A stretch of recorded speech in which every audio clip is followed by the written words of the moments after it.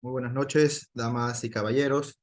Es para mí todo un honor estar aquí con ustedes y también quiero empezar agradeciendo la gentil invitación realizada por EPCAP Capacitaciones Perú, porque gracias a esta academia, a este instituto, es que el día de hoy estamos juntos, pese a que es feriado, ¿no? Hoy vamos a hablar un tema muy importante. Vamos a hablar acerca de un tema bastante controversial, polémico, criticado por muchos, que es la prisión preventiva. Bueno, ¿qué es la prisión preventiva? Ustedes se preguntarán, y muchos de ustedes también sabrán qué es la prisión preventiva. Sin embargo, para ahondar un poco más, vamos a hacer muchas precisiones acerca de este instituto procesal. La prisión preventiva, en principio, es una medida de coerción personal.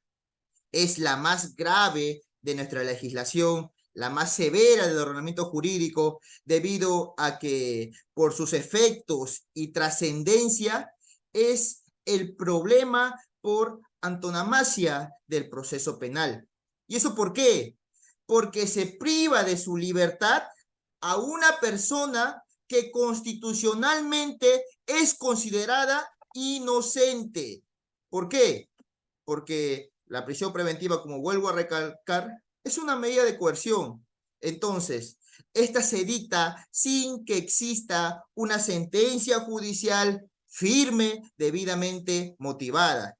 Esta se dicta al inicio de un proceso penal.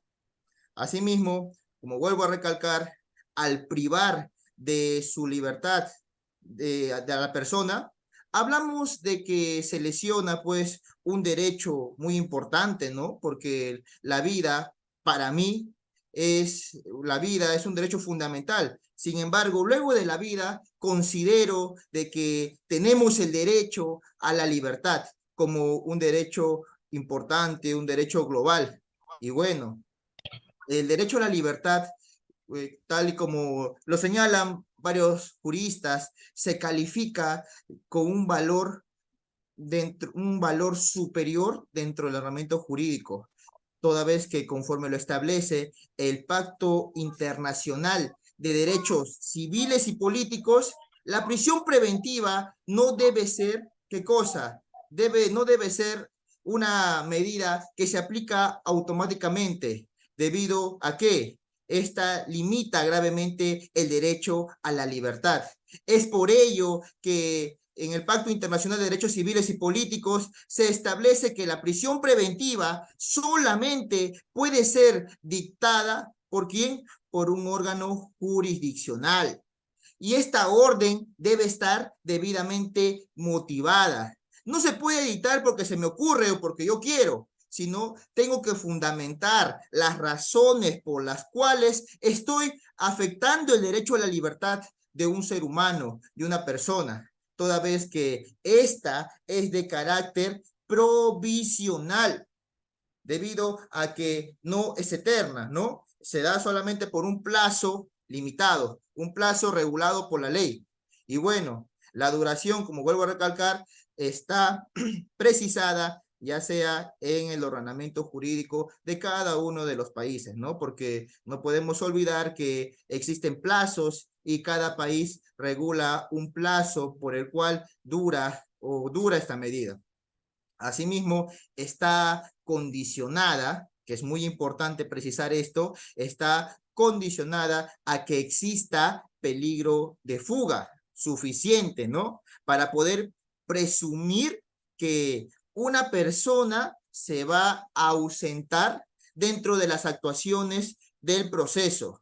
O también exista un riesgo razonable de que una persona va a ocultar o va a destruir las fuentes de prueba. La norma, cuando establece la aplicación de la prisión preventiva, cuando se establece la prisión preventiva, obviamente los jueces deben asegurarse del cabal cumplimiento ¿de qué? De los presupuestos. Y esto en la medida de que solo pueda decretarse la prisión preventiva cuando en un caso en concreto exista peligro fundado y debidamente motivado de que no se va a asegurar la presencia del imputado durante el desarrollo de un proceso penal. Toda vez que esa es la finalidad de la prisión preventiva, asegurar la presencia del imputado durante todo el proceso penal. ¿Y eso por qué? Porque con esto se va a garantizar un proceso declarativo. Obviamente, si esta persona está en libertad y no se presenta a juicio, jamás se va a dictar una sentencia. ¿Por qué? Porque una de las garantías que ofrece nuestra Constitución en su artículo 139 de la Constitución Política del Perú es que no se puede dictar o no se puede realizar un juicio en ausencia. Es por ello que la prisión preventiva garantiza ¿qué cosa? La presencia del imputado para que así pueda desarrollarse sin ningún problema. ¿Qué cosa? El juicio, el juzgamiento de una persona que está procesada por un determinado delito. Y también con ello se va a garantizar la ejecución de la futura y eventual pena que se impone al imputado. Obviamente, nuestro ordenamiento jurídico establece penas hasta de cadena perpetua. Entonces, si una persona no se encuentra, digamos, enraizada al proceso, ¿cómo es que se va a garantizar la ejecución de la condena? No se podría realizar, ¿cierto? Es por ello que esta medida de prisión preventiva garantiza eso, el éxito del proceso, ¿no? Y que la sentencia pueda ejecutarse, porque como vuelvo a recalcar, si el procesado no está o está no habido, es imposible que se ejecute esta sentencia. De esta manera, debo recalcar que la privación procesal de la libertad persigue impedir al imputado su fuga, la continuación también de su actividad delictiva, porque obviamente si una persona está privada de su libertad, ya no va a seguir delinquiendo, ¿cierto? Y bueno, se va a evitar, ¿qué cosa? Ocultar, destruir o desvirtuar los elementos probatorios importantes para la investigación y posterior juzgamiento, porque es evidente de que si una persona está en libertad, puede ser que en el decurso del proceso pueda influenciar en testigos, en peritos o en coimputados. ¿Para qué? Para que estos informen falsamente. Sin embargo, si el sujeto se encuentra privado de su libertad, es evidente que no va a tener contacto con ellos, ¿cierto? Y con ello se va a garantizar qué cosa, la finalidad del proceso debido a que no se va a obstaculizar la averiguación de la verdad. Una de las características más importantes y notorias de la prisión preventiva es la jurisdiccional, debido a que la jurisdiccionalidad, debido a que solo el juez competente y legalmente determinado e imparcial puede adoptarla. No la puede adoptar un fiscal. Eso debemos tener en cuenta y debemos tener en claro de que sí o sí se exige que sea emitida por un juez, pero esta decisión tiene que ser emitida con posterioridad a una audiencia en donde se haya garantizado el contradictorio. ¿Qué implica el contradictorio? Que el acusado o investigado haya ejercido su derecho constitucional de defensa a través de un abogado defensor y que luego de una audiencia en donde se haya discutido cada uno de los presupuestos, recién se emita esta decisión, siempre y cuando se cumpla a cabalidad los presupuestos que establece la norma procesal penal. Asimismo, debemos tener en cuenta un dato muy importante, que en la prisión preventiva rige los principios de favor libertatis o indubio pro libertatem. ¿Qué implica esto? Que en la interpretación y aplicación de las normas que regulan la prisión preventiva, siempre se tiene que estar a favor de los derechos del imputado, ¿no? Siempre se tiene que estar a favor de los derechos del imputado. Ahora bien, Nuestra norma procesal penal establece presupuestos en el artículo 268 del Código Procesal Penal y establece 3 presupuestos. ¿Para qué? Para su dictado. Sin la concurrencia de estos 3 presupuestos, evidentemente no se va a dictar mandato de prisión preventiva. En primer lugar, tenemos el primer presupuesto, el cual exige que existan fundados y graves elementos de convicción para estimar razonablemente que una persona ha cometido un delito, ¿no? Y que el imputado, pueda ser o esté vinculado como autor o partícipe de dicho delito. Es decir, si no existen fundados y graves elementos de convicción para estimar razonablemente que se ha cometido un delito y que no hay elementos que vinculen al procesado como autor o partícipe del mismo, evidentemente esta medida no va a proceder. ¿Y a qué nos referimos cuando hablamos de fundados y graves elementos de convicción? Esto no es otra cosa que lo que la jurisprudencia llama sospecha grave, el cual implica que exista un alto grado de probabilidad de que el procesado va a ser condenado. Esto porque existen pues datos de cargo en su contra que nos lleva a la conclusión de que esta persona ha cometido un delito, ¿no? El segundo presupuesto es que la sanción a imponerse sea superior a 5 años. Anteriormente era a 4 años, sin embargo, se modificó el Código Procesal Penal con el decreto legislativo 1585 el día 22 de noviembre del 2023, en donde se eleva el estándar de 4 años a 5 años de pena privativa de libertad.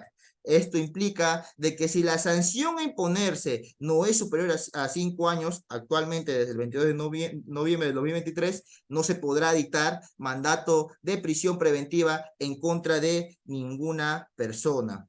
Como vuelvo a recalcar, desde el 2004 y 2006 que entra en vigencia el Código Procesal Penal, no se había modificado este artículo. Recién este año, luego ya de 19 años de haberse promulgado el Código Procesal Penal, recién se ha realizado la primera modificatoria de la prisión preventiva. Luego tenemos como tercer presupuesto el peligro procesal, ¿no? El peligro procesal, el cual se puede dividir en dos, que es el peligro de fuga y el peligro de obstaculización, lo cual voy a pasar a narrar ya más adelante, que a qué nos referimos a peligro de fuga y también a peligro de obstaculización. Ahora bien, un tema muy importante son los plazos de la prisión preventiva. ¿Hasta cuántos meses o años me puede dictar mandato de prisión preventiva? Y es que nuestro Código Procesal Penal establece 3 tipos de procesos comunes. Tenemos el proceso común complejo, tenemos el proceso común simple y tenemos el proceso común de criminalidad organizada. En estos tipos de procesos, el plazo de la prisión preventiva es diferente, y esto en razón de la naturaleza y complejidad de cada uno de los plazos.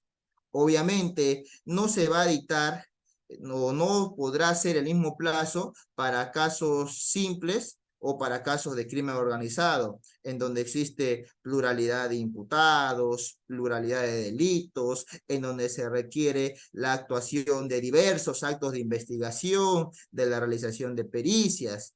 Es por ello que nuestro Código Procesal Penal establece plazos de la prisión preventiva. En casos comunes, simples, tenemos el plazo máximo de 9 meses. En casos complejos, tenemos el plazo máximo de 18 meses. En casos de criminalidad organizada, tenemos el plazo de 36 meses. ¿Estos plazos pueden prolongarse o no pueden prolongarse? La respuesta es afirmativa, porque estos plazos de prisión preventiva, si bien es cierto, son plazos máximos, sin embargo, pueden prolongarse en la medida de que esto sea necesario, porque si no es necesario, obviamente resultaría improcedente la prolongación de la prisión preventiva. Y en casos simples, plazo de la prisión preventiva puede prolongarse 9 meses más. Es decir, si en un primer momento le dieron 9 meses, estos 9 meses pueden prolongarse 9 meses más, teniendo un total de 18 meses. En ese plazo máximo de 18 meses, obviamente tiene que haber ya una sentencia judicial debidamente motivada, ya sea absolutoria o ya sea condenatoria. En casos complejos, el plazo de la prisión preventiva puede prolongarse hasta 18 meses más. ¿Qué implica ello? Que en casos complejos la prisión preventiva tendrá una duración máxima de 36 meses. Esto es con el plazo de la prolongación de la prisión preventiva. Y en casos de organizaciones criminales o de criminalidad organizada, el plazo de la prisión preventiva puede prolongarse, sí, puede prolongarse hasta 12 meses, siendo un total de 48 meses que el plazo de la prisión preventiva tiene una duración. A ver, un audio, por favor, se ha activado. Bueno, seguimos. En ese sentido, vemos que en casos de criminalidad organizada, el plazo máximo de la prisión preventiva puede llegar a durar hasta 48 meses. Y esto, como vuelvo a recalcarlo, porque en los casos de criminalidad organizada, la investigación es totalmente compleja. Si nosotros nos damos cuenta, revisamos el artículo 342 del Código Procesal Penal, vemos que los plazos de la investigación son totalmente diferentes. Esto en atención si es simple, si es complejo o es de criminalidad organizada. Ahora bien, existen principios que rigen esta medida de prisión preventiva. El primer principio es un principio relevante, que es el principio de intervención indiciaria. ¿Y qué es este principio de intervención indiciaria? Este principio exige una determinada carga cuantitativa de sospecha del hecho delictivo y de la vinculación del imputado con aquel hecho. ¿Ya? Este principio exige que, que exista entre los hechos delictivos y el imputado una vinculación. Si no existe ello, obviamente, pues se estaría lesionando el principio de intervención indiciaria debido a que se estaría dictando un mandato de prisión preventiva en contra de una persona que no ha cometido un hecho o que no tiene relación alguna con el hecho imputado. Es por ello que en la audiencia de prisión preventiva se debe analizar correctamente y con un análisis de exhaustividad cada uno de los elementos de convicción que existen en el requerimiento de prisión preventiva a fin de poder concluir si en un caso concreto se cumple a cabalidad con los presupuestos que establece la ley para su mérito. Otro principio que rige esta medida de prisión preventiva es la excepcionalidad. ¿Y qué es la excepcionalidad? Ustedes se preguntarán. El principio de excepcionalidad de la prisión preventiva no surge, tenemos que tener en cuenta, no surge con el fin de imponerla, ¿ya? No surge con el fin de imponerla, sino todo lo contrario. Se proscribe la aplicación de la prisión preventiva. ¿Y eso por qué? Porque tenemos que garantizar los derechos de los procesados, así como de los postulados, de los derechos humanos que los distintos estados a lo largo del tiempo se han encargado de afirmar que van a respetar en todo proceso penal. Por eso se dice, y ustedes habrán escuchado muchas veces, que la prisión preventiva es de última ratio, toda vez que su aplicación no es automática, sino que requiere del cumplimiento cabal de todos los presupuestos que establece la ley. En este caso, en nuestra norma procesal penal prevista en el artículo 268 de nuestro Estatuto Procesal Penal. Tenemos también el principio pro homine. Este principio es propio de la Corte Interamericana de Derechos Humanos y también lo encontramos en el artículo 7 del título preliminar de nuestro Código Procesal Penal, en el cual se establece que las normas coercitivas que limitan derechos fundamentales, cuando existen normas coercitivas que limitan derechos fundamentales, tenemos que hacer una interpretación extensiva. ¿En qué sentido? En que tenemos que interpretar una norma siempre a favor de los derechos del procesado. A tal punto llega este principio, dice la doctrina, que cualquier norma con independencia de cuál sea ella, en la medida que amplíe la aplicación de los derechos humanos reconocidos en un tratado internacional, se debe imponer frente a otra que lo restrinja, aunque esta última tenga mayor jerarquía normativa. ¿Qué implica ello? Que en caso de disputa de normas, pese a que exista otra norma de mayor jerarquía, se va a imponer la más favorable al procesado, la más benigna. Finalmente, tenemos el principio de proporcionalidad, que el cual pues constituye un método de contención a la imposición irracional de la prisión preventiva. Pues, ¿qué se pretende con el principio de proporcionalidad? Se pretende reducir los márgenes de irracionalidad y de violenta injerencia procesal sobre la libertad de un imputado a quien se le presume inocente. Ustedes han podido ver que a lo largo de estos años se viene aplicando la prisión preventiva de forma desproporcionada, de forma irrazonable. Es por ello que la norma establece que la aplicación de esta medida de coerción se debe aplicar siempre respetando el principio de proporcionalidad. Y para ello se debe realizar un test. Este test de proporcionalidad, el cual es estructurado por tres subprincipios. El primer subprincipio tenemos el subprincipio de idoneidad, el segundo es necesidad y el tercero es proporcional en sentido estricto. El principio de idoneidad no es otra cosa que la adecuación de los medios escogidos para la consecución del fin perseguido. El principio de necesidad implica la necesidad de la utilización de otros medios que puedan garantizar el fin perseguido con el proceso penal. Y la proporcionalidad en sentido estricto, ¿qué implica este principio? Que se realice una ponderación entre los fines del proceso y los derechos que se está afectando en un determinado caso. ¿Ya? Se debe ponderar qué es lo que pesa más, la finalidad cautelar del proceso o los derechos fundamentales del procesado. Ahora bien, vamos a hablar acerca de la idoneidad. La idoneidad implica que la injerencia del poder punitivo en el derecho fundamental a la libertad. Esta injerencia debe ser idónea. ¿Para qué? Para realizar un fin constitucionalmente legítimo. Obviamente, si nosotros consideramos que esta medida es proporcional, porque ¿cuál es el fin del proceso? El fin del proceso es garantizar la presencia del imputado durante todo el proceso, ¿no? Esta es la finalidad de la prisión preventiva.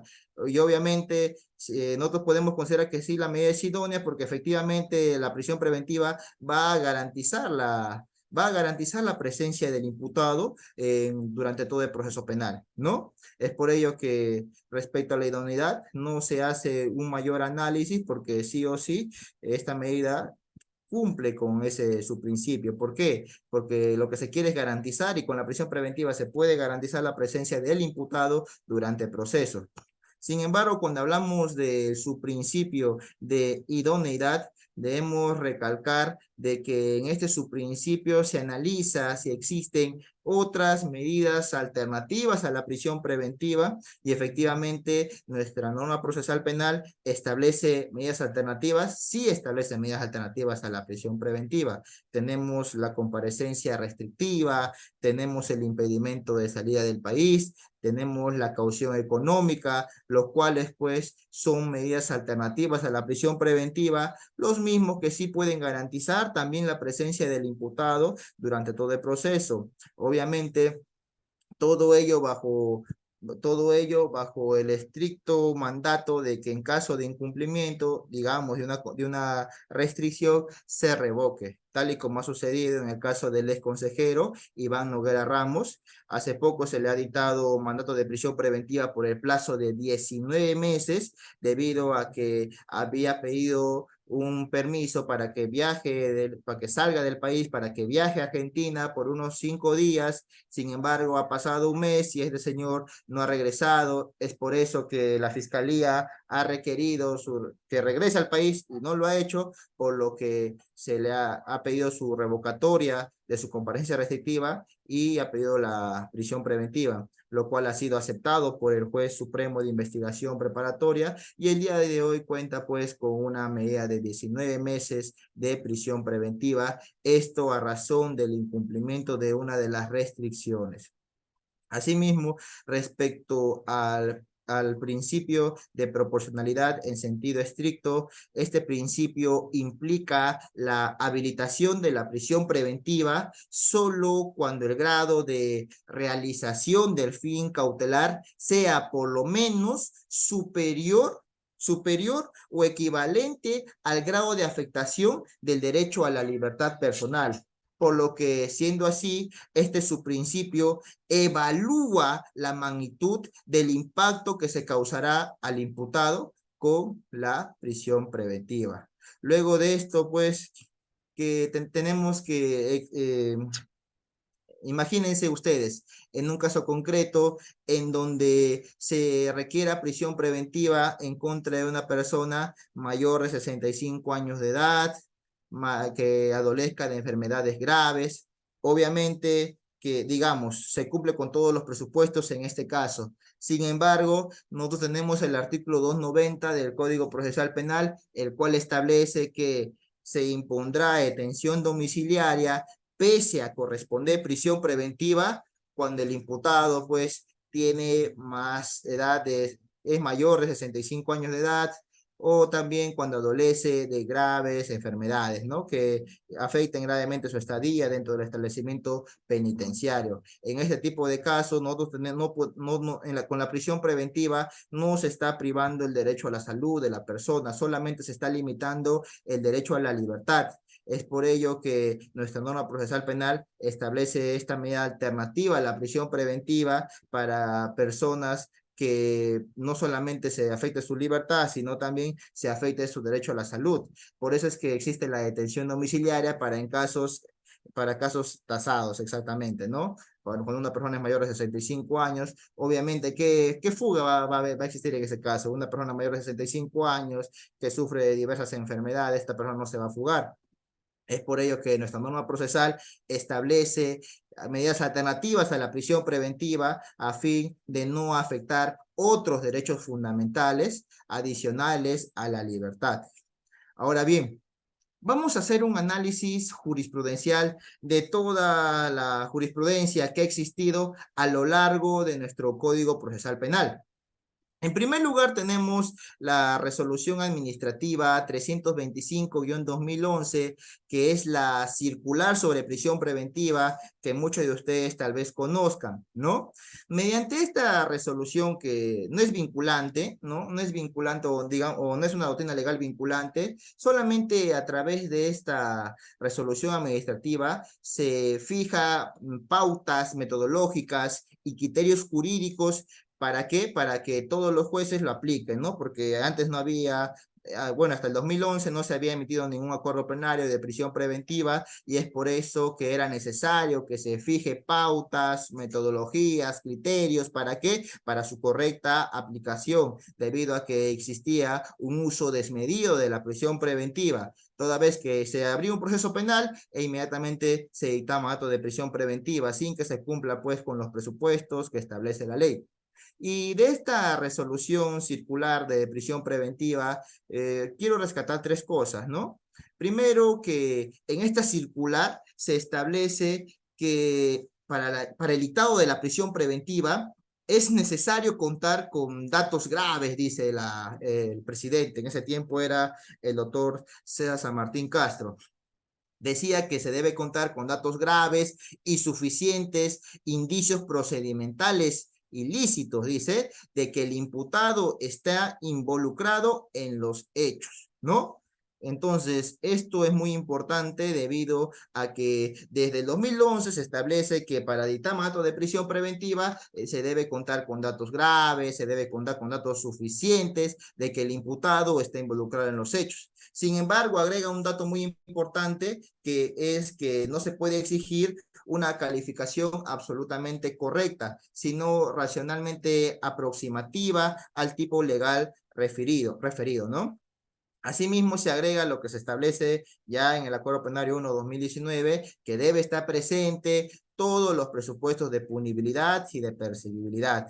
El segundo tema que se puede rescatar de esta resolución administrativa de la Corte Suprema es que no existe, dice, ninguna razón jurídica ni legal para entender que la presencia de algún tipo de arraigo descarta la utilización de la prisión preventiva, ¿ya? La existencia o inexistencia de arraigo es en realidad un enunciado, dice esta resolución, que requiere de controles en el plano lógico y experimental. Asimismo, agrega que toda persona tiene arraigo, ¿no? Hasta un indigente puede tener un arraigo. Por eso es que el punto nodal estriba en establecer cuando el arraigo descarta la aplicación de la prisión preventiva, porque todos tenemos algún tipo de arraigo, ¿no? Sin embargo, debemos establecer en cada caso en concreto cuando el arraigo descarta la aplicación de la prisión preventiva. Y eso, bueno, es un dato muy importante, considero. Otro punto que rescato de esta resolución circular es que esta circular señala desde el año 2011 que la pertenencia del imputado a una organización delictiva no es en estricto sentido un presupuesto material propio, no es una condición sine qua non para la aplicación de la prisión preventiva. ¿No? Porque muchos dicen, ¿no? Por el solo hecho de que estás procesado por organización criminal, ya automáticamente te quiere estar mandando de prisión preventiva, bajo la lógica de que eres integrante de una organización criminal y por ello, pues, estás implicado en hechos graves, lo cual, pues, no se puede sostener. Y también cita una jurisprudencia alemana en donde se señala que la jurisprudencia alemana señala que en estos casos solo se puede dictar prisión preventiva si existen los motivos de fuga o peligro de entorpecimiento. Ahora bien, vamos a ver cómo el criterio jurisprudencial de nuestra Corte Suprema ha ido evolucionando a través de los años debido al uso excesivo e irracional de la prisión preventiva. Nuestra primera jurisprudencia que vamos a citar es la casación 626-2013 en Moquegua, la cual ha sido emitida por la Sala Penal Permanente. Esta casación es muy importante. ¿Por qué? Porque establece un hito después de la prisión preventiva. Cómo era antes la prisión preventiva y cómo se modifica a raíz de esta casación 626-2013 Moquegua, debido a que en esta casación se cambia el debate de la prisión preventiva. En esta casación se establece que el debate se va a dividir en 5 puntos, ¿ya? El primer lugar va a ser de los fundados y graves elementos de convicción. Eso lo teníamos en el código. Luego se debatirá la pronoxis de pena, que la sanción a imponerse sea superior a 4 años de pena privativa de libertad. Eso también estaba en el código. Luego tenemos el análisis del peligro procesal como tercer presupuesto. Pero ahora viene lo importante. A raíz de esta casación 626-2013 Moquegua, aparecen 2 nuevos presupuestos de la prisión preventiva, los cuales estaban en el código, sí, pero no eran analizados. Tenemos la proporcionalidad de la medida y como quinto presupuesto, la duración de la medida. Si bien es cierto, estos presupuestos ya estaban en el código, sin embargo, no se analizaba si en un caso concreto la prisión preventiva era proporcional. Y bueno, tampoco había un debate del plazo. ¿Y qué sucedía? Sucedía que se dictaba prisiones preventivas absolutamente pues razonables. ¿Por qué? Porque se dictaba plazos máximos de prisiones preventivas en donde no se requería. O también ustedes habrán podido escuchar en algunos casos se dictaba 2 meses de prisión preventiva, como si en 2 meses se va a concluir todo un proceso penal. Eso pues es totalmente irrazonable. Es por eso que esta casación establece como debate también el plazo de la prisión preventiva a fin de que se pueda analizar cuánto tiempo le tomará al fiscal concluir con la investigación preparatoria, etapa intermedia y la etapa de juzgamiento. Ahora bien, en esta casación se establece también que el representante del Ministerio Público debe comprenderlos cada uno de estos presupuestos en su requerimiento escrito y que debe fundamentar cada uno de esos presupuestos con exhaustividad, es decir, debe motivar su requerimiento. Esta casación le obliga al representante del Ministerio Público fundamentar las razones por las cuales requiere mandato de prisión preventiva y obviamente le exige que debe sustentar cada uno de los presupuestos que establece la citada casación, a fin de que se posibilite a la defensa examinarlos antes de la audiencia y obviamente para que se prepare y pueda pronunciarse sobre estos y que el juez analice y resuelva cada uno, dividiéndose el debate en cada uno de los 5 puntos indicados, ejerciendo contradicción uno a uno. Una vez que se agote el análisis del primer presupuesto, recién se pasa al segundo y así sucesivamente. Otra casación también que considero relevante e importante para su análisis es la casación 631-2015 de Arequipa, en donde la Sala Penal Transitoria con la ponencia del doctor César San Martín Castro establece cuáles deben ser los criterios que se debe tener en cuenta para determinar el peligro de fuga. Y obviamente esto lo vincula a los arraigos, ¿no? En 3 dimensiones. El primero, la posesión, el arraigo familiar y el arraigo laboral. ¿Y qué señala? Señala expresamente en esta casación que la concurrencia de los arraigos, ¿qué cosa? Desincentivan el peligro de fuga del imputado, ¿ya? Es decir, si el procesado tiene arraigos, ¿qué va a suceder? El juez debe tener en cuenta que eso desincentiva el peligro de fuga. Y esto es obvio. ¿Por qué digo que es obvio? Porque si una persona tiene un domicilio conocido, obviamente no se va a fugar porque va a estar ahí, ¿no? No va a dejar abandonada su casa, porque si abandona su casa, ¿qué sucede? Obviamente hasta le pueden invadir o pueden ocuparlo terceras personas, lo cual no va a querer jamás. El arraigo familiar. Si una persona procesada por un delito cuenta con arraigo familiar, ¿se va a fugar? Obviamente que no. ¿Cómo se va a fugar dejando a sus hijos, dejando a su esposa? Hay casos en donde el padre de familia, bueno, es el único sustento de su familia, es el que garantiza su alimentación, su salud, su educación, su vestimenta, entre otros. Entonces, si yo estoy procesado y soy el único sustento de mi familia, ¿voy a fugarme? La respuesta es negativa, ¿no? Porque si yo me fugo, no voy a trabajar, y en segundo lugar, vamos a tener una familia abandonada, ¿no? Y eso jamás va a ser, es razonable, no es razonable. Obviamente también que si yo cuento con arraigo laboral, si me fugo, voy a perder mi trabajo, ¿no? Es por eso que se considera que si una persona cuenta con arraigos, se desincentiva la fuga. Es por ello que se debe tener en cuenta estos criterios al momento de dictar mandato de prisión preventiva en contra de una persona. Ahora bien, esta casación también agrega que la pena puede ser relevante. Sí, la pena puede ser relevante para el dictado de la prisión preventiva, pero ¿qué más agrega? Que si no constan de elementos de convicción respecto al peligrosismo procesal, no es posible dictar automáticamente una medida de coerción personal, ¿ya? Y esto es importante, ¿por qué? Porque yo no puedo presumir el peligro de fuga. El peligro de fuga debo demostrarlo con elementos de convicción. Tiene que basarse en datos objetivos, justificados en hechos concretos, que den cuenta de que el imputado en libertad va a fugarse o que el imputado en libertad va a obstaculizar la averiguación de la verdad. Tiene que haber datos objetivos, porque si no hay datos de que el imputado va a fugarse, obviamente no va a haber. Fíjense, ¿qué sucedería si yo estoy implicado en un hecho y la policía viene a buscarme y cuando veo a la policía que está buscándome, yo me corro, me fugo, agarro mi carro y embalo, me voy? Ese es un dato objetivo de que yo, obviamente, no me voy a someter al proceso penal. Y ahí el policía levanta un acta de que en este caso el imputado cuando vio a la policía se fugó, tomó su carro y emprendió la fuga con rumbo desconocido. En esos casos sí puede haber peligro de fuga. Ahí no se puede presumir. Ahí sí vemos de que el imputado ha realizado un acto concreto que demuestra de que no se va a someter a la persecución penal, ¿cierto?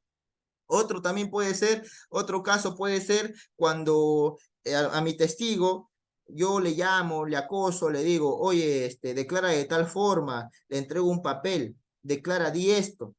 Es un dato objetivo de que yo estoy obstaculizando la averiguación de la verdad, ¿ya?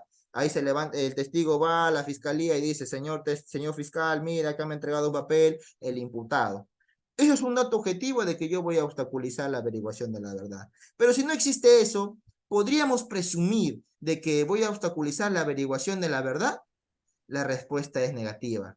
Tiene que haber datos objetivos.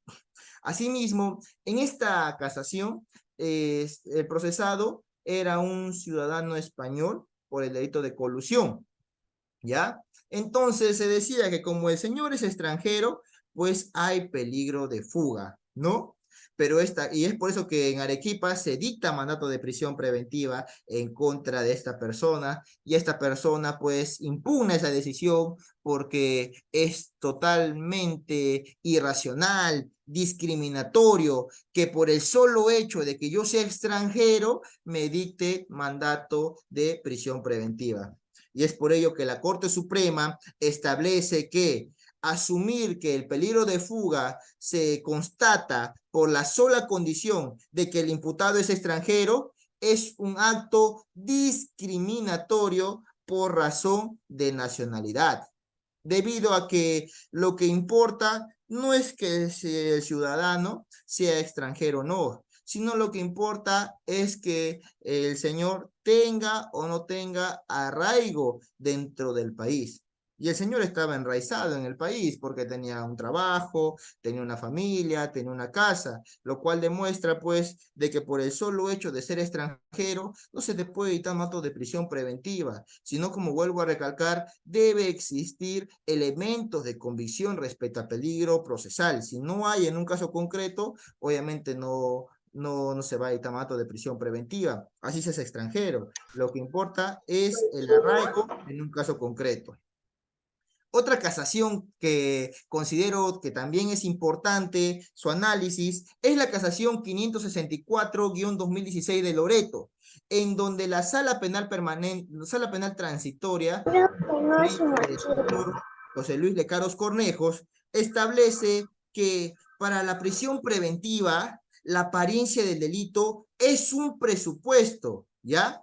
La apariencia de delito es un presupuesto cuyo alcance, dice esta casación, es definido no solo desde una perspectiva sustantiva de que el hecho imputado esté regulado en la normativa penal y que ésta sea subsumible en ella, según los criterios objetivos y los criterios subjetivos, sino también procesal, la existencia de fundados y graves elementos de convicción que permitan sostener la alta probabilidad de su comisión. En esa medida, la evaluación del hecho, dice esta casación, debe realizarse conforme los criterios propios de la teoría de imputación objetiva y la teoría de imputación subjetiva, ¿ya? Y también en cuanto al análisis de la probable realización del injusto penal. Esto se da a raíz de que se evitaba en el debate de la prisión preventiva cuestionar qué cosa, la tipicidad del hecho, ¿no? Y es por eso que esta casación corrige eso y se señala que en una audiencia de prisión preventiva sí se puede cuestionar la tipicidad del hecho, pero no para que el caso se archive, como muchos jueces malentendían, sino con la finalidad de que se evite dictar mandato de prisión preventiva en contra de una persona por hechos atípicos, porque es totalmente errado, totalmente arbitrario sería dictar mandato de prisión preventiva en contra de una persona por un hecho que no constituye delito. Es por ello que en esta casación se resalta ello y se señala de que para el dictado de la prisión preventiva se debe verificar si el hecho pues es típico o no es típico, porque si no se analiza tipicidad, yo incurriría pues en afectación del principio de legalidad, porque estaría dictando prisión preventiva en contra de una persona por un hecho que no es atípico. Se ha visto casos en donde se ha dictado mandato de prisión preventiva en contra de personas por hechos atípicos. Sin ir muy lejos, recuerdo que el año 2015, en el caso de la red de Orellana, se dictó prisión preventiva en contra de unos jueces de Ucayali, en donde al doctor Ricardo Raúl Castro Velapatiño le dieron prisión preventiva por un hecho atípico. Le imputaban un cohecho, porque supuestamente el señor Orellana le había dado un pasaje, pero ¿qué sucede? Cuando le dieron el pasaje al señor, al juez, ¿qué sucedía? El señor no tenía la condición de juez. Entonces, ¿cómo me pueden imputar a mí el delito de cohecho en ese caso? Si el delito de cohecho exige, obviamente, ¿no? Cohecho específico, el delito de cohecho en este caso requiere que uno sea funcionario o servidor público. Y en este caso el señor no era, pues, no tenía la condición de funcionario, no era juez. Entonces, ¿cómo podríamos imputarle ese hecho? Ese hecho era totalmente atípico, pero pese a ello se le dicta mandato de prisión preventiva. Luego, recién una audiencia de prisión, de excepción de improcedencia de acción, es que el juez y los jueces de la sala se dan cuenta de que efectivamente se había dictado mandato de prisión preventiva por un hecho atípico, porque se declaró fundada la excepción.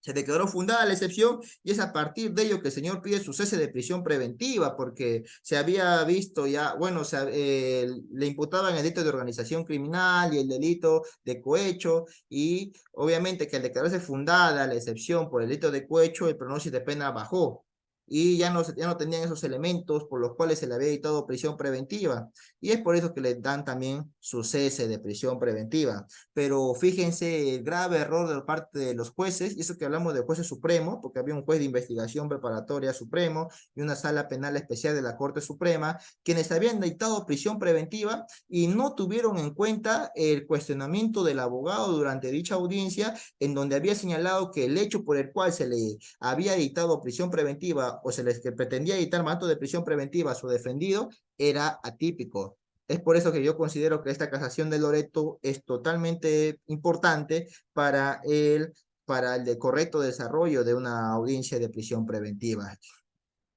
Otra casación que también es importante y que voy a citar es la casación 724-2015 de Piura, que no es en sí una sentencia de casación, sino es un auto en donde se declara, pues, donde se analiza la admisibilidad de la casación.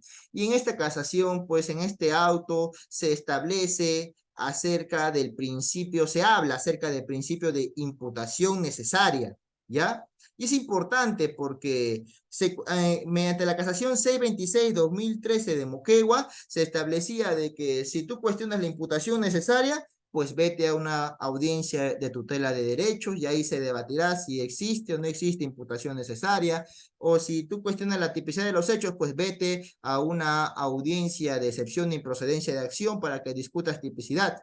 Y sin embargo, en esta casación 724-2015 de Piura, se establece que el principio de imputación necesaria corresponde su análisis con el principio de intervención indiciaria, ¿no? Y por tanto, es evidente que si los cargos imputados en la disposición de formalización y continuación de la investigación preparatoria no son concretos y no definen desde las exigencias de la imputación objetiva y subjetiva, todo lo penalmente relevante no se pasará del primer presupuesto material de la prisión preventiva, ¿no? ¿Y qué implica ello? Implica de que se va a desestimar la medida de prisión preventiva. Y esta casación es totalmente acertada. ¿Por qué? Porque en esta casación se establece que en una audiencia de prisión preventiva debe hacerse un análisis pues de imputación necesaria, porque no es posible que a mí me dicte mandato de prisión preventiva cuando los cargos pues no son claros, no son precisos, no son concretos. ¿no? Porque en una audiencia de prisión preventiva se exige una imputación suficiente, ¿no? Debe señalarse cómo fue, cuándo fue, dónde fueron los hechos que me imputan a mí. Si la imputación es defectuosa, obviamente se debe desestimar la prisión preventiva. No se puede ni siquiera analizar los demás presupuestos ya de la prisión preventiva. Otra casación también que considero muy importante su análisis es la casación 1445-2018 nacional de la Sala Penal Permanente.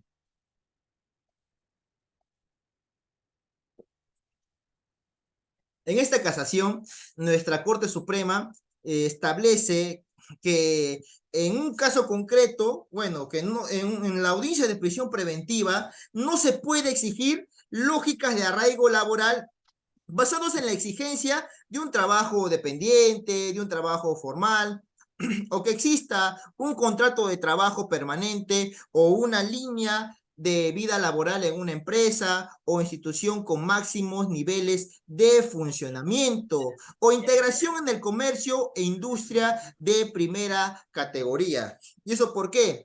Porque en este caso se le exigía pues al procesado que tenga pues un contrato de trabajo permanente, ¿no? En una empresa con máximos niveles de funcionamiento, lo cual es totalmente errado. ¿Por qué? Porque bajo esa lógica a todo el mundo darían prisión preventiva. Y solamente pues a las personas nombradas en un trabajo de una empresa o una institución reconocida, ellos solamente tendrían arraigo y eso pues es totalmente discriminatorio. ¿Por qué?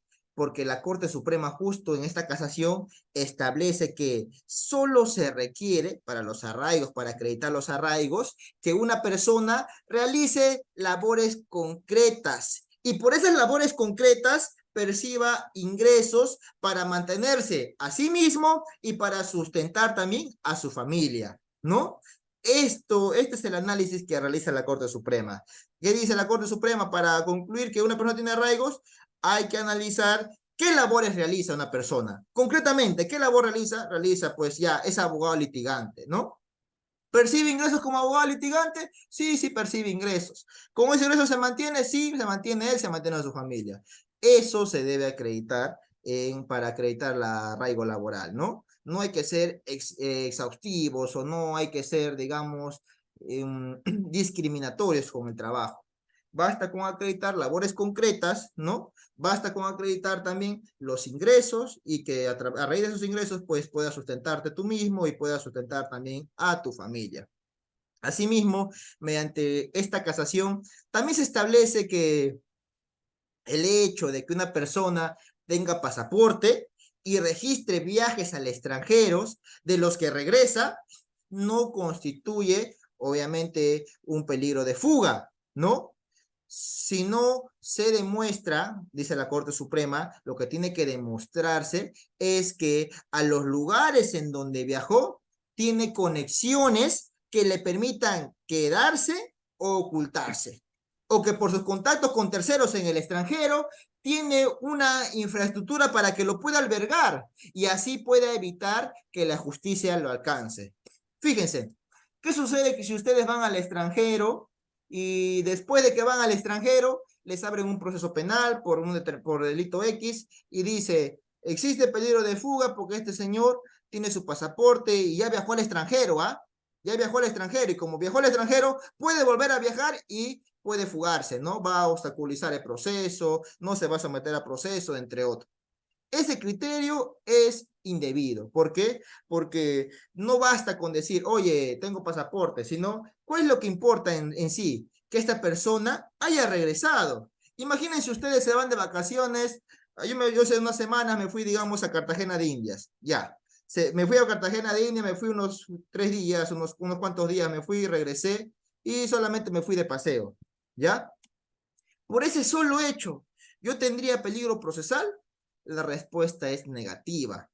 Fiscalía tendría que demostrar que en el extranjero o en el lugar donde yo regresé, tengo conexiones que me permitan a mí quedarme, que me puedan albergar. ¿Para qué? Para ocultarme y también para que pueda evitar la acción de la justicia. Fiscalía tendría que demostrar de que en este caso yo tendría familiares allá o tendrían amigos que pueden a mí albergarme. Si no lo hace, por el solo hecho de que yo haya viajado al extranjero o haya salido del país y tenga mi pasaporte, no implica que exista peligro de fuga. Como vuelvo a recalcar, tiene que demostrarse el peligro procesal. Si no se demuestra, obviamente caeríamos en el vacío y estaríamos emitiendo una decisión totalmente arbitraria. Finalmente, vamos a hablar acerca del Acuerdo Plenario 1-2019. En este acuerdo plenario se sintetiza, ¿qué cosa? Toda la jurisprudencia nacional como internacional, ¿ya? Y se habla acerca de la prisión preventiva y se establece que un presupuesto indispensable para la prisión preventiva es la sospecha fuerte. ¿Y qué es la sospecha fuerte? Ustedes se preguntarán.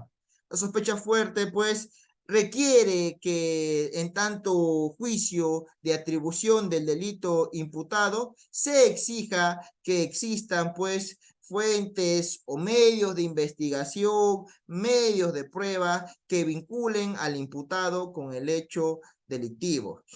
Asimismo, se agrega que la licitud de estos elementos es un componente necesario del concepto de prueba acopiados en el curso de la causa, ¿no? Porque obviamente que si estos elementos de convicción han sido obtenidos violando derechos fundamentales, obviamente no va a tener ningún valor probatorio. Por ende, jamás se va a dictar mandato de prisión preventiva con una prueba, con un elemento de convicción que ha sido obtenido afectando los derechos fundamentales del imputado. Por eso es que por eso es que hay un fiscal que va a garantizar la legalidad de estos actos de investigación. Asimismo, la sospecha fuerte requiere que exista un alto grado de probabilidad de que el procesado, luego o al finalizar el proceso penal, va a ser condenado. Es por eso que el estándar probatorio para que se dicte mandato de prisión preventiva es particularmente alto, ¿no? Es alto. No a nivel de sentencia, porque para la sentencia se requiere certeza, certeza de que una persona ha cometido un delito. Y esa certeza pues tiene también que demostrarse. Sin embargo, para el mandato de prisión preventiva, para dictar mandato de prisión preventiva se requiere un estándar inferior al estándar que se requiere para la emisión de una sentencia condenatoria, ¿no? Sin embargo, debemos precisar que el estándar para la prisión preventiva es superior a la de una acusación. Es decir, que para la acusación se requiere una sospecha suficiente, pero para la prisión preventiva se exige algo más, una sospecha grave, alta probabilidad. Mientras que para la acusación solamente se requiere probabilidad, para la prisión preventiva se requiere una alta probabilidad. Y ahí es donde radica pues la excepcionalidad de esta medida, ¿no? Esta medida pues es excepcional y es por ello que la jurisprudencia establece que el estándar es mucho más a la que de una acusación. Es por eso que se prefiere que el procesado durante todo el proceso pues esté en libertad. Esa es la regla, la libertad. La prisión preventiva es la excepción. Ahora bien, se ha de afirmar para la sospecha fuerte un juicio de probabilidad sentado en criterios objetivos, sólidos o indicios consistentes. Esto es, contar con un sistema coherente de datos graves, precisos y concordantes y con un alto grado de confianza, de consistencia, fiabilidad y credibilidad, sin llegar, como vuelvo a recalcar, al estándar de convencimiento de más allá de toda duda razonable, que es el estándar para emitir una sentencia condenatoria.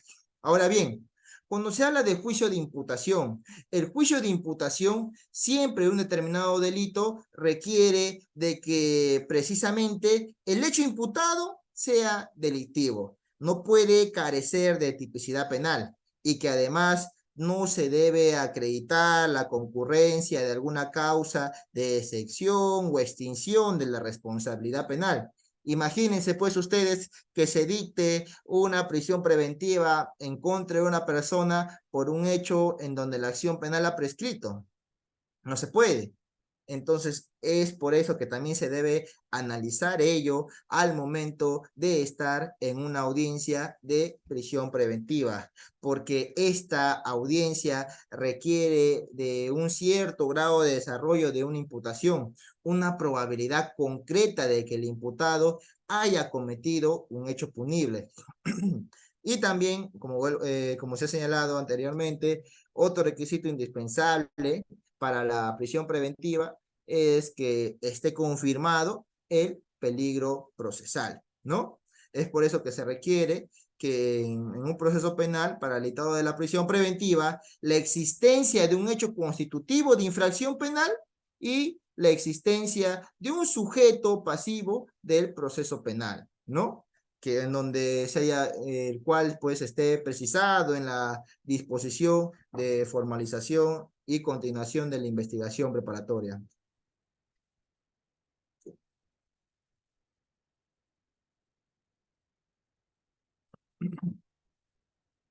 Ahora bien, vamos a hablar sobre las modificaciones de la prisión preventiva.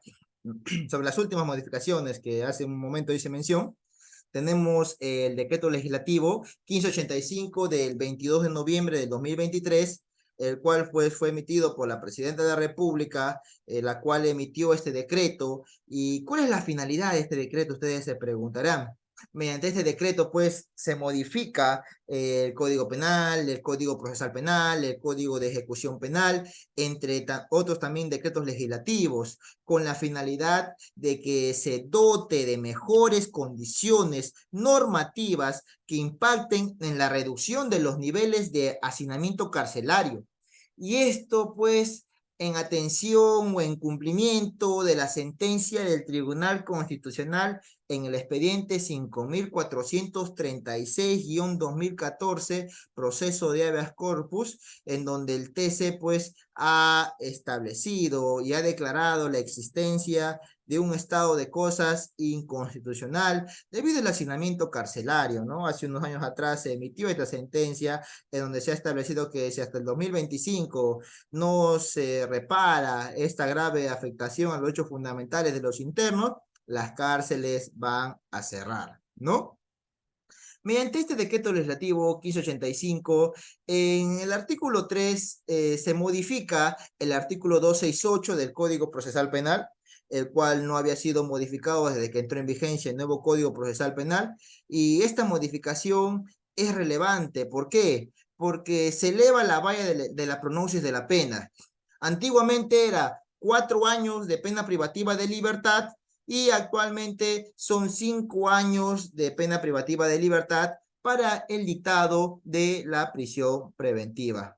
Esto se da pues debido a que los establecimientos penitenciarios se encuentran sobrepoblados, ¿ya? Están sobrepoblados. Hay informes donde se establece que los establecimientos penitenciarios han superado en un 100% su capacidad. Entonces, ya no se puede tener más reos en cárcel.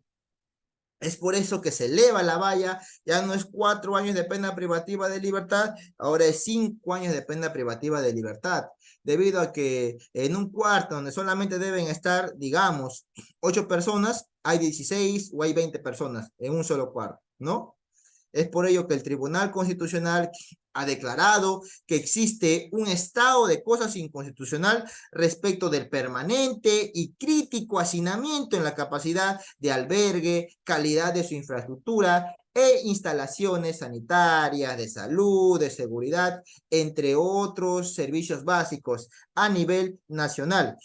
Y también mediante esta sentencia el Tribunal Constitucional exhorta al Poder Judicial para que en el marco de sus competencias identifique un adecuado equilibrio entre los principios y derechos que se encuentran involucrados al dictar las prisiones preventivas, toda vez que el Tribunal Constitucional establece que las cárceles solamente deben ser pobladas por personas que hayan cometido delitos graves. Delitos graves que impliquen peligro social. No es posible, pues, que casos de homicidio culposo, en donde por un accidente de tránsito haya perdido la vida de una persona, pues se dicta mando de prisión preventiva, dice nuestro Tribunal Constitucional. Hay que mandar al penal a personas que hayan cometido delitos graves, ¿no? Extorsiones, violaciones, entre otros delitos graves. ¿Por qué? Porque estas personas obviamente implican un peligro a la sociedad. Y solamente a esas personas se les debe dictar mandato de prisión preventiva, porque no resulta coherente que personas que hayan cometido otros delitos menores, que puedan cumplir, digamos, cumplir penas alternativas a la privación de su libertad, terminen siendo privados de su libertad, de la misma forma que personas que han cometido delitos graves.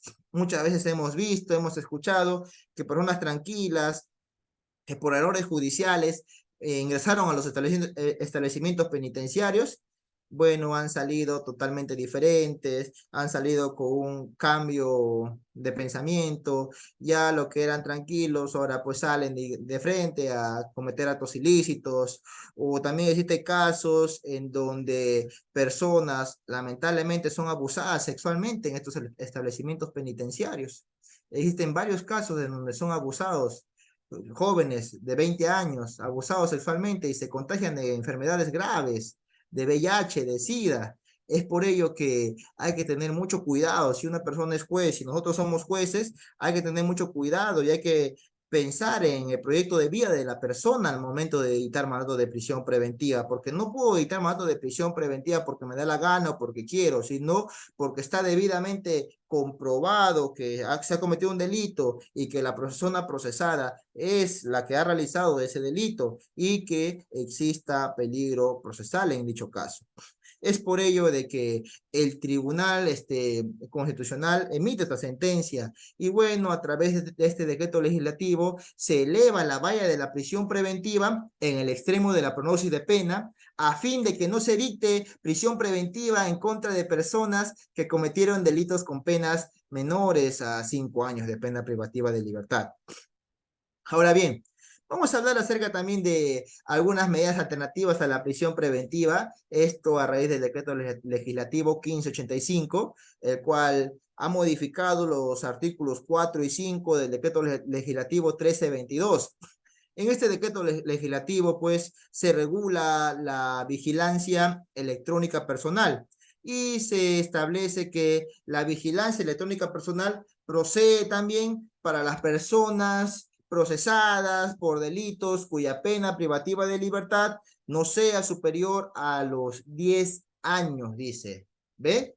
O sea, si yo estoy procesado por una pena no, que no es superior a 10 años, ¿no? Me pueden dictar una medida alternativa a la prisión, en este caso la vigilancia electrónica personal, ¿no? Esto es la modificatoria que nos trae el decreto legislativo 1585. También se establece que en esta modificatoria que para el caso de personas procesadas por delitos culposos previstos en el Código Penal, el juez aplica como medida coercitiva más gravosa la comparecencia restrictiva con vigilancia electrónica, dice este decreto legislativo. ¿Qué implica ello? De que si yo estoy procesado por un delito culposo, el juez no me puede dictar mandato de prisión preventiva, sino que como máximo me va a poder dictar una comparecencia restrictiva con vigilancia electrónica personal. ¿Qué implica ello? Que a partir de la emisión de este decreto legislativo, todos los fiscales, en casos de homicidio culposo, entre otros delitos culposos, ya no pueden requerir prisión preventiva. Lo que pueden requerir, lo único que pueden hacer es requerir al juez una comparecencia restrictiva con vigilancia electrónica personal.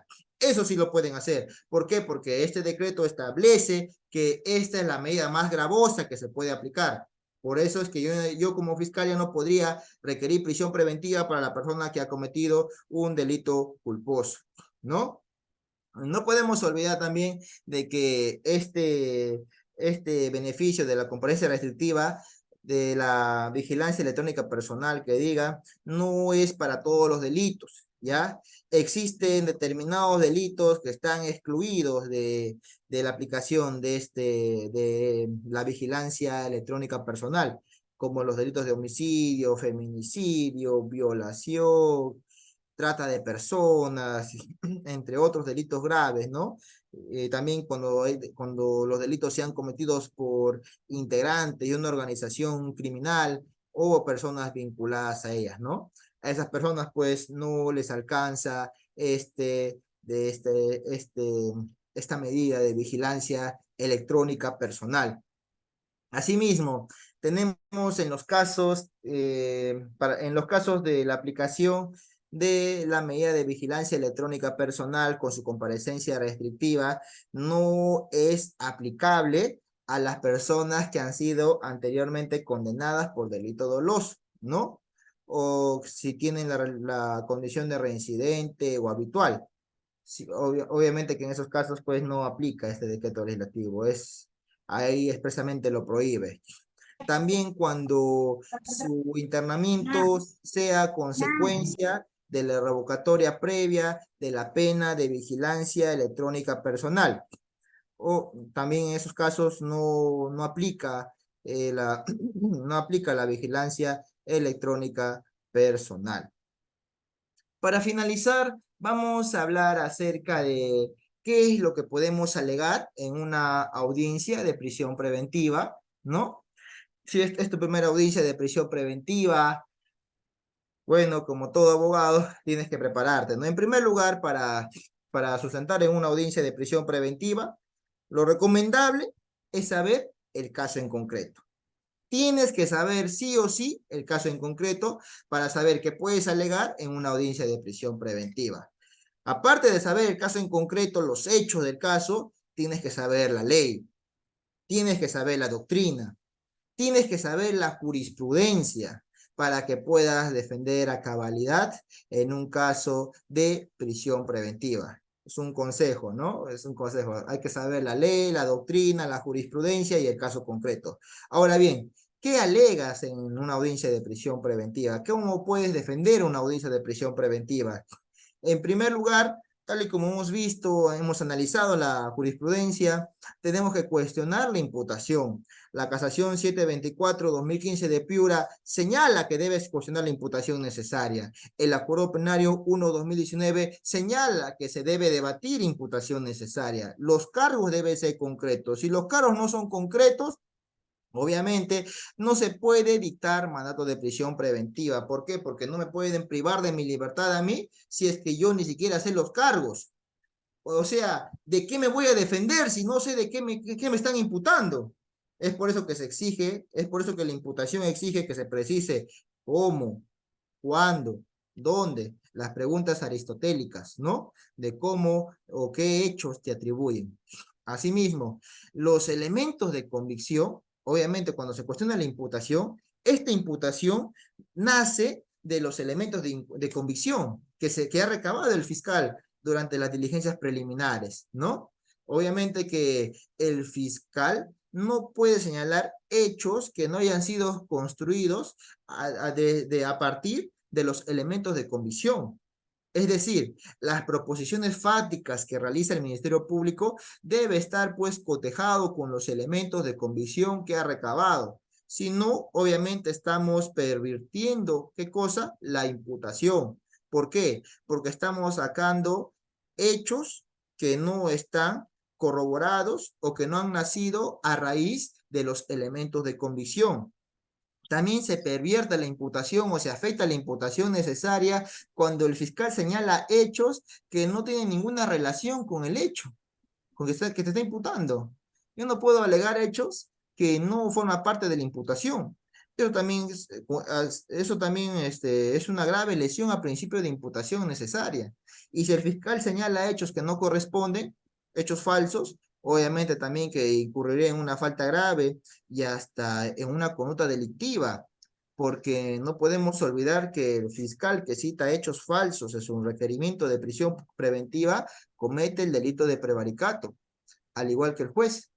Es por eso que la imputación requiere que las proposiciones fácticas sean construidas a partir de los elementos de convicción que fueron recabados durante las diligencias preliminares. Caso contrario, obviamente, no se podrá dictar mandato de prisión preventiva si los cargos no son concretos o si los cargos no han sido construidos a partir de los elementos de convicción o si los cargos se basan en hechos diferentes a los imputados. ¿Qué más podemos hacer en una audiencia de prisión preventiva? Cuestionar la tipicidad. Tenemos que verificar si en un caso concreto concurren o no concurren los elementos objetivos y subjetivos del tipo penal. ¿Qué pasaría si en un caso concreto no concurre un elemento objetivo del tipo penal? Obviamente, ¿qué sucede? No me podrían dictar mandato de prisión preventiva. Pero ¿qué sucedería si tú no cuestionas como abogado defensor la tipicidad del hecho? Y pese a ello y por ello se dicta mandato de prisión preventiva. Ahí pues habría un grave error y también pues una defensa deficiente porque no se está cuestionando lo que se debió cuestionar. Tú no puedes permitir que a un ser humano, a una persona le dicten prisión preventiva por hechos atípicos, ¿no? Por hechos que carecen de relevancia penal. Es por eso que la casación 564 de Loreto establece que en esta audiencia de prisión preventiva se debe cuestionar, se debe debatir la tipicidad, se debe verificar si el hecho imputado, si el hecho atribuido en la disposición de formalización o continuación de la investigación preparatoria constituye o no constituye delito. De igual forma lo replica el Acuerdo Plenario 1-2019. Es por eso que en este tipo de audiencia sí está permitido analizar la tipicidad. Y como vuelvo a recalcar, no analizamos la tipicidad para verificar o para que se archive el caso en una audiencia de prisión preventiva, sino para evitar que una persona vaya a un establecimiento penitenciario por hechos atípicos. Otra cosa que se puede realizar en la audiencia de prisión preventiva es cuestionar los elementos de convicción. ¿En qué sentido se cuestionan los elementos de convicción? En el sentido, pues, de que no son fundados y graves, ¿no? Es decir, que estos elementos no acreditan la materialidad del delito. Imagínense que un caso de violación pidan prisión preventiva en contra de una persona procesada por el delito de violación. Sin embargo, en el certificado médico legal se establece que la agraviada no tiene desfloración. Entonces, ¿podría dictarse mandato de prisión preventiva en contra de esa persona? Jamás. ¿Por qué? Porque el elemento de convicción no corrobora la imputación. A mí me están imputando el delito de violación sexual consumado. El elemento de convicción demuestra que la agraviada no ha sido violada, no ha sido ultrajada jamás. Y es por eso que que no existe ningún tipo de defloración. En estos casos, pues, se debe cuestionar los elementos de convicción. O también cuando existe, pues, ilicitud de los elementos de convicción. ¿Qué sucede? Un caso de tráfico ilícito de drogas. A una persona que estaba caminando por la calle, le intervienen sin que exista flagrancia y bueno, le hacen entrar a una casa. Y en esa casa que no le pertenece, encuentran droga. Señores, ese elemento de convicción evidentemente es ilícito. ¿Por qué? Porque en primer lugar, han afectado derechos fundamentales, ¿no? Que es el allanamiento, que es la prohibición de allanamiento de moradas. No se puede allanar, no puede ingresar la policía sin una orden judicial, salvo delito flagrante. Pero en este caso, pues, no hay flagrancia delictiva, porque cuando se le interviene al acusado o al procesado, no se le interviene, pues, con algún tipo de sustancia ilícita, ¿no? Entonces, ¿cómo es posible de que sin que le intervengan con algo o sin que le intervengan comercializando, le detengan y que le metan a una casa y que en esa casa exista droga? Ese elemento de convicción pues es ilícito y no puede ser valorado en una audiencia de prisión preventiva, mucho menos ya en una sentencia condenatoria, ¿no? Eso es lo que se puede cuestionar, alegar en una audiencia de prisión preventiva, cuestionar los elementos de convicción, porque el Acuerdo Plenario 1-2019 establece el cuestionamiento a la licitud de los elementos de convicción. Otro tema más es el pronoxis de pena. Tú debes cuestionar el pronoxis de pena. ¿En qué sentido? Existen casos en donde nuestra norma procesal establece beneficios premiales, ¿ya? Uno de ellos es la terminación anticipada. ¿Qué sucede si yo estoy procesado con un delito, por un delito que la pena pues tenga de 5 a 10 años, ¿ya? De 5 a 10 años, y yo me someto a la terminación anticipada. Según el artículo 471 del Código Procesal Penal, ¿qué sucede? Cuando uno se somete a la terminación anticipada, tiene un beneficio. El beneficio es la reducción de un sexto de la pena. Si a mí yo tengo 5 años, de 5 años me reducen el sexto, es decir, me dan 4 años y 2 meses, un ejemplo, ¿no? Entonces, si yo me sometí o yo estoy pidiendo la terminación anticipada y bueno, el juez dice, ¿no? En este caso concreto, la pena es de 5 a 10 años, entonces sí se cumple con este primer presupuesto. Ahí, entonces un pare, un momento, y ahí hacemos un análisis de que si de que en este caso, al someterme a la terminación anticipada, voy a obtener un beneficio premial. Es decir, me van a disminuir la pena por debajo del mínimo legal. Entonces, ya no podríamos sostener de que en este caso, pues, el pronóstico de pena sea superior a los 5 años de pena privativa de libertad. Y es en estos casos en donde se impone una competencia restrictiva debido a que no se cumple con el segundo presupuesto que establece la ley para la procedencia de la prisión preventiva. Esto es que la sanción a imponerse sea superior a los 5 años de pena privativa de libertad. En estos casos, obviamente, se va a rechazar la prisión preventiva. Es por ello que sí se debe hacer siempre un análisis de pronóstico de pena. ¿Para qué? A fin de verificar la inconcurrencia del mismo y se pueda obtener una medida alternativa a la prisión preventiva, como es el caso de una comparecencia con restricciones. Otro hecho o que se puede cuestionar durante la audiencia de prisión preventiva es el peligro procesal, que en el caso de tu cliente, pues, no existe peligro procesal. Y bueno, ¿por qué? Porque no existe, digamos, datos objetivos justificados en hechos concretos que den cuenta de que el imputado en libertad va a fugarse o que el imputado en libertad va a obstaculizar la averiguación de la verdad. Estos peligros deben ser altos y se debe evitar las conjeturas o la mera probabilidad, ¿no? Yo no puedo caer en la conjetura de que este señor se va a fugar porque la pena es grave. Esa es una conjetura, ¿ya? Y el Acuerdo Plenario 1-2019, en el Fundamento Jurídico 40, proscribe la aplicación de conjeturas para concluir que existe el peligro procesal. Es por eso que exige datos objetivos, justificados en hechos concretos, que den cuenta de que el imputado en libertad va a fugarse o va a obstaculizar la averiguación de la verdad. Si no existe elementos de convicción de que el imputado va a fugarse, obviamente se debe rechazar el mandato de prisión preventiva, porque no me puede dictar a mí mandato de prisión preventiva bajo conjeturas. El Tribunal Constitucional en el caso 5208-2018, en el famoso caso de Ollantaytamala Tazo, ha establecido que dictar mandato de prisión preventiva por el solo hecho de que la pena es grave y que el imputado pertenece a una organización criminal es inconstitucional porque viola el derecho a la presunción de inocencia, debido a que te estás basando en una conjetura para afectar el derecho a la libertad de una persona. También se puede cuestionar la proporcionalidad de la medida, ¿ya? ¿Y esto por qué?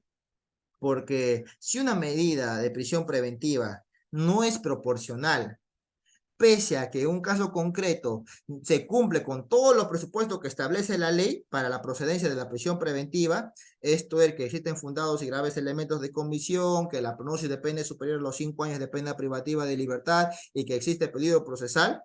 ¿Qué sucede? Si cuando tú cuestionas la proporcionalidad, podemos ver que existen otras medidas alternativas a la prisión preventiva, como puede ser una detención domiciliaria, ¿ya?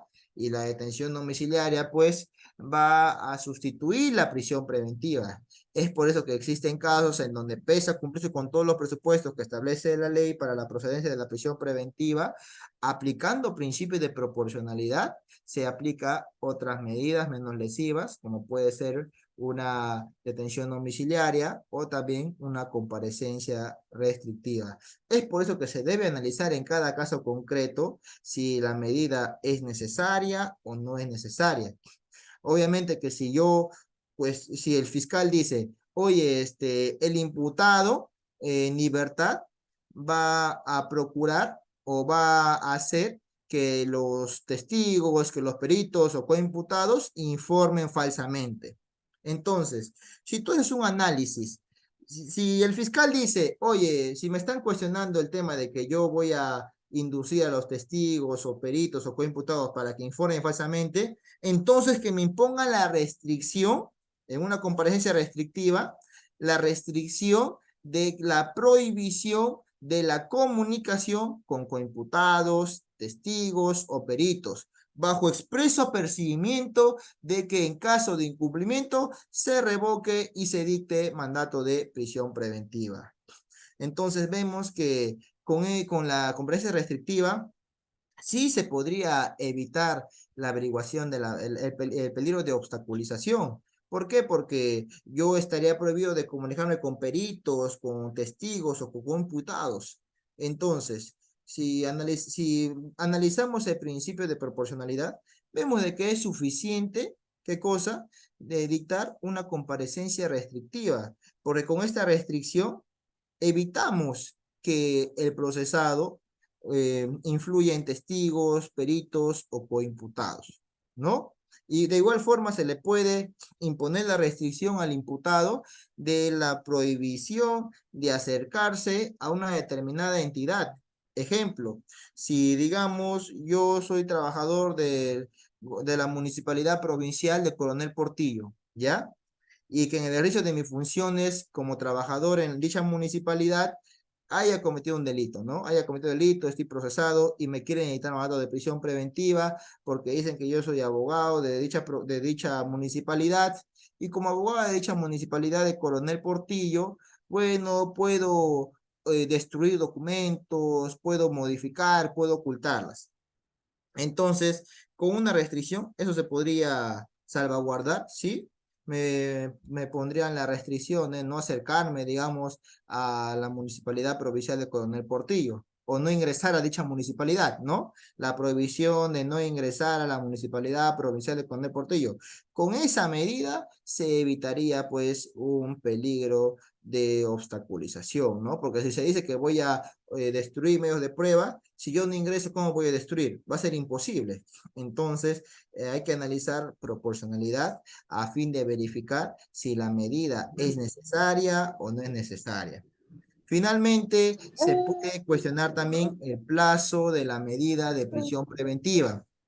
¿Y esto por qué? Esto va a evitar plazos excesivamente altos, ¿no?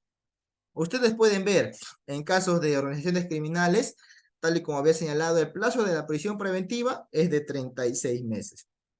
Acá en Ucayali, de todos los casos de organizaciones criminales que se ha visto, hasta la fecha no hemos escuchado un solo caso en donde el juez no haya impuesto un plazo menor a 36 meses. Siempre, si imponen prisión preventiva, imponen el plazo máximo de 36 meses. Y hace unos meses atrás he leído una resolución en donde un juez señala que estos 36 meses todavía es insuficiente, se requiere más, pero como la ley dice solamente 36 meses, solamente doy 36 meses. Sin embargo, se debe tener presente que el plazo debería ser más, dice en su resolución judicial. Y eso pues es un claro desconocimiento de la excepcionalidad de la prisión preventiva, porque como vuelvo a recalcar, esta medida es excepcional, no es una pena anticipada. Entonces, no podemos señalar que el plazo de 36 meses pues es poquito, cuando es bastante. En otros departamentos se dan 20 meses, 24 meses, así se dan los plazos de prisión preventiva, pese a ser casos de connotación nacional, casos que implican casos que implican diversos imputados, numerosos delitos, ¿no? Entre otros. Entonces vemos de que cuando se cuestiona el plazo de la prisión preventiva, se debe cuestionar la actividad fiscal y eso se va a poder analizar a partir de los actos de investigación que dispone el Ministerio Público en la disposición de formalización y continuación de la investigación preparatoria, porque es ahí donde se señala qué es lo que va a hacer el fiscal durante toda la investigación. Llamará a declarar testigos, realizará inspecciones, pedirá el levantamiento de secretos de las comunicaciones, realizará pericias y para ello pues hay un plazo, ¿no? No es que va a hacerlo en 3 años, no es imposible. Puede tomarle un mes, 2 meses, 3 meses. Es por eso que sí también se debe cuestionar el plazo de la medida de prisión preventiva en donde se debe analizar si este plazo puede ser razonable o no es razonable, porque a mí no me van a pedir 36 meses solamente para que tomen declaraciones de testigos que lo pueden hacer en un día o 2 días, ¿no? Sería totalmente irrazonable que mediten mandato de prisión preventiva cuando la actividad fiscal va a ser pues ínfima, va a ser poca, no va a ser, digamos, alta, no va a ser compleja, no va a requerir la determinada actuación de diversos actos de investigación. Es por eso que concluyo señalando que la prisión preventiva es la última ratio, no es la regla, es la excepción. Si alguno de ustedes, chicos, tiene alguna pregunta en este momento, yo gustosamente les voy a responder.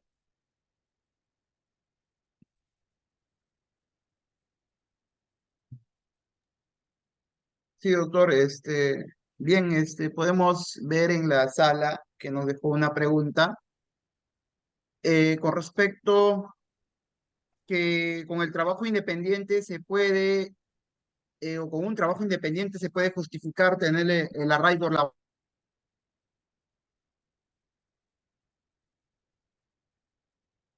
Se perdió el audio, Michael.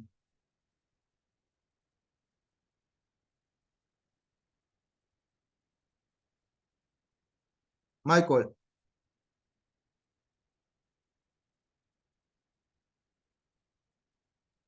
Sí, doctor, le mencionaba que si como trabajador independiente se puede justificar tener arraigo laboral.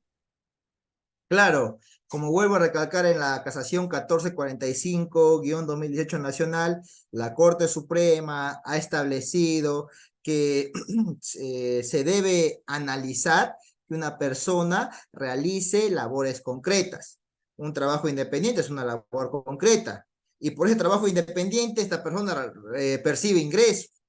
Con esos ingresos se mantiene él, se mantiene su familia. Entonces, con un trabajo independiente sí se puede acreditar el arraigo laboral. Como vuelvo a recalcar, es indebido, es totalmente arbitrario y hasta discriminatorio sostener que tiene que exigirse, digamos, un trabajo dependiente, informal, con contrato de trabajo permanente y con una línea de vida laboral en una empresa. Eso pues es un poco es discriminatorio, ¿no? Porque bajo esa lógica solamente los que tienen un contrato de trabajo indeterminado tendrían arraigo, los que no, lamentablemente no, y por ello pues me van a dar prisión preventiva y eso no es la lógica, ¿no? Eso sería totalmente inconstitucional e irracional.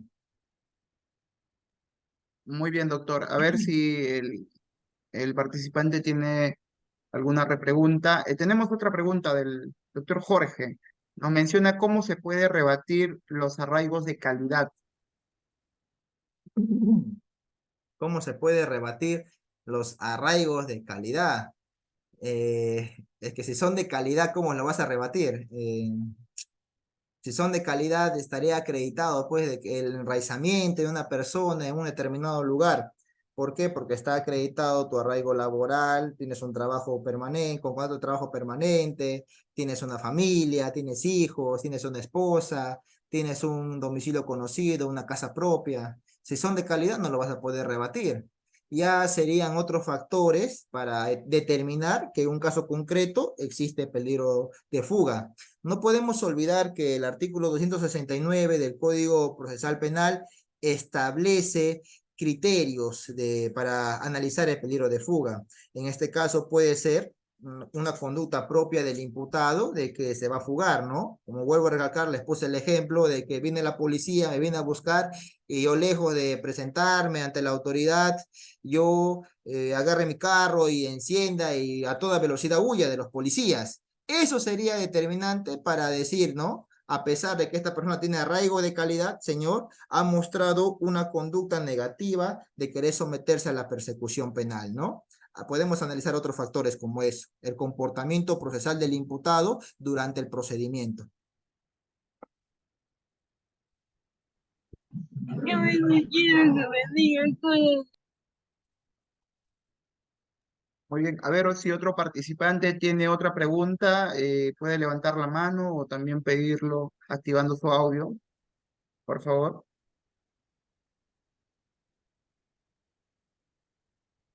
Hay una pregunta, doctor, ¿trabajar como trabajador independiente justifica tener arraigo laboral? Eso ya le hemos respondido, ¿cierto? Sí, correcto, doctor, eso ya lo hemos respondido. A ver si alguien más tiene otra pregunta, por favor.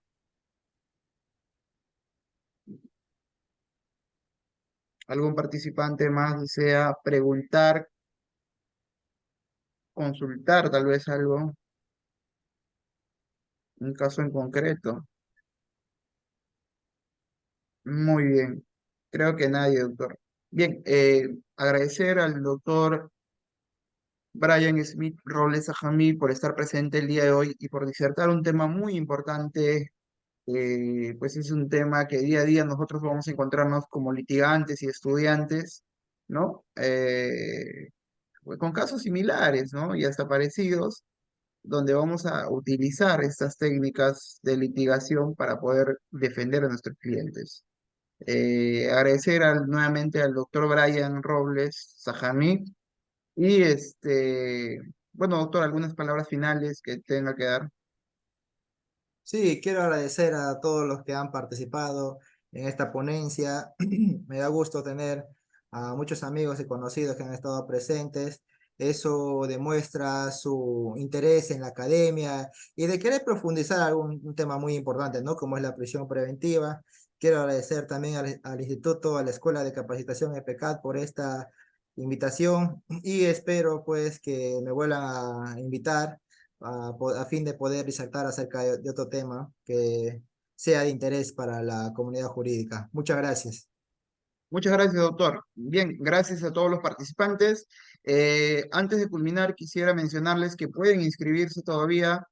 eh, ya en el grupo lo vamos a estar pasando la información, ¿no? La certificación tiene un costo de 20 nuevos soles y los interesados simplemente escriben el número 922-779-298. Los vamos a atender y también tenemos clases el día de mañana y pasado mañana, chicos, ¿ya? Sábado y domingo tenemos clases. El día de mañana va a estar el doctor conocido como el abogado del saco, ¿no? Por una discusión que tuvo con un juez. Muy bien, chicos, nos vemos y esperemos que esta ponencia haya sido de su agrado. Buenas noches con todos.